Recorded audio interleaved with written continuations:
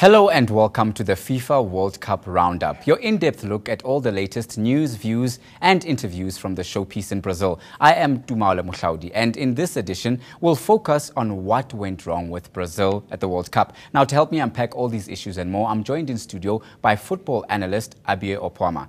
Hi, Abiye. Thanks for joining us as usual, and let's get right into it. Now, what happened with the Samba boys? Well, I'd say it's a capitulation of the highest order. I've seen capitulations in the past, but nothing quite like this. I think Brazil were basically shell-shocked on the day.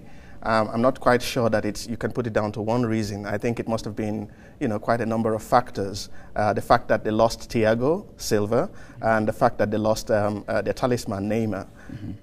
I think all of that, came together to affect them on the day. Well, when you raise this point, another interesting fact is just days before the encounter, the coach, Luis Felipe Scolari, raised a very important issue, saying that he was worried about the mentality of the players, the fact that they were crying during and after the match, and that showed that, psychologically maybe the pressure was getting to them. Do you think that played a factor for them, collapsing so spectacularly?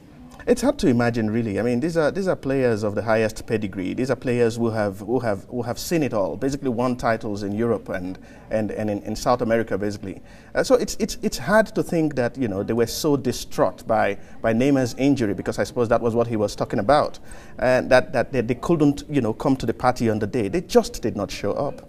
It's probably down to tactics, or down to the fact that they had depended so much on Neymar that they weren't quite sure how to go about meeting a very professional German team that just went about their jobs like with so much precision. Right, and if we look at the road to the final for both teams, we saw Brazil overcoming Chile there, and then Brazil obviously overcoming Colombia in a very close match, and I think the Colombians really give a good account of themselves. Absolutely. And then Germany as well, very convincing win over Algeria.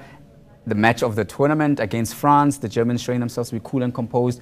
I think a lot more expected of Brazil in this encounter, being the home team with home support. Yeah, you could argue that, look, they weren't at their phenomenal best. I mean, we've known previous Brazilian teams to just come in there, blow positions away.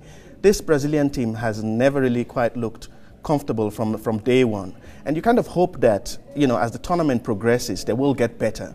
But it never quite happened. That's not to say that they didn't deserve to be where they were. I think that since Scolari took over, they've been doing very well. But it was just one match too far for them yesterday. Right. Now Brazil seemed a little bit shell-shocked and seemed to be maybe chasing to contain the Germans instead of going for the equalizer early on and trying to build a momentum there. Is this a fair assessment? Yes, it is. In fact, I think the strategy yesterday was to show people that without Neymar, they could still do it. So my sense is they came out, went out on the attack, tried to see, because I thought they had dominated the first few minutes of the game, and I thought that if they had scored that goal, we probably would have had a different match. But what happened was, when they conceded, they had no idea whatsoever what to do. So basically, they went out in an attack mode, never quite got back to a defensive mode, and just let goals in easily. Right. We saw that there was a lot of criticism for Fred. You've mentioned that Neymar was gone, but I mean, a lot expected of Oscar to pull the strings and to create the openings. Was it a case of the Germans planning well to contain Oscar? On his day, he's a world beater. If you remember the season for Oscar, even in Chelsea, has been basically off and on. He's a player that will give you one moment of brilliance, and then in the next match or two he'd probably be pedestrian. So I think yesterday was one of those days where he was practically pedestrian. Whether it was the absence of Neymar, I wasn't quite sure. But they brought in Bernard, who I thought seemed like it was like a fish out of water, basically.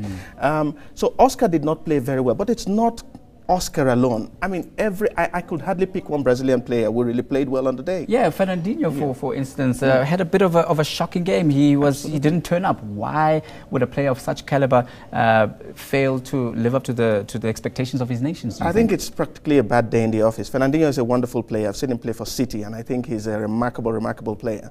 But yesterday he didn't show up. In fact, he gave one of the goals away, if I remember very well. I think it was the second or the third goal which he gave away, and he just just was not there on the day. I would have preferred to see Willian play the game, but they said he had a back stress or a back problem, which did not allow him start the game yesterday. But yesterday was one of those days that you won't see happening too often again for Brazil. I think from here on, it's a question of building. It's a question of looking at, more flair players to come in. And perhaps it's also a question of not depending too much on one player. Right. At the back, though, they looked very suspect. Obviously, the scoreline would show that David Luiz, what happened with him and his centre-back partner? They seemed not to link up, or there seemed to be a lack of understanding there. Or was it just the wave of German attacks that undid them? Just before I answer that question, I'd like to say that I had already predicted in the past. In fact, I'd punted Brazil for winning this trophy. So I'm eating a lot of humble pie here. But having said that, I think that David Luiz is not a central defender. I think David Luiz's best role is to play right in front of the two central defenders, because that's what he does. I mean, he's got a lot of skill. For a defender, I thought he was at sea yesterday. In fact, I'd say the second goal was practically his fault, because he was not aware of the man behind him. And as a defender, what you need to be doing is to be looking around to find, the people who are free, which he obviously didn't do yesterday. Right. Now, if we look at Group A, Brazil's group, and the road to the final and how they qualified from their group, I mean, they started off on a great note, 3-1 against Croatia. Then they seemed to slump a bit, 0-0 against Mexico, and then 4-1 thumping of Cameroon, which, in all honesty, Cameroon was in 6s and 7s. Would you have considered Brazil to be a convincing outfit based on these results? Well, not really. But then again, I didn't think that you needed to be gung-ho in your first few games. I mean, so the 3-1 I thought was a great result against Croatia, which, we all know is a good thing. Brazil, Mexico, I didn't expect anything less. I mean, if there's a team in world football that have beaten Brazil more times than any other team, it's Mexico. So I would say Mexico is the Achilles heel, basically. I didn't expect them to win that game, a good Mexican side. The Cameroon game was a dead rubber match as well. So you might say Cameroon didn't come out, to play to their strengths and quite convincingly got beat.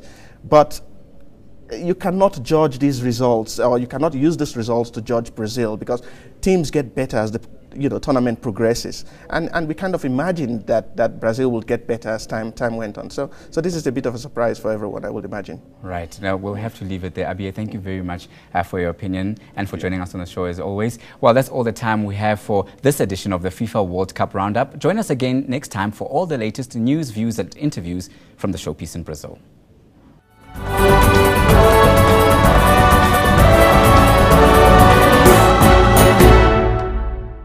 You deserve to know more. eNCA.com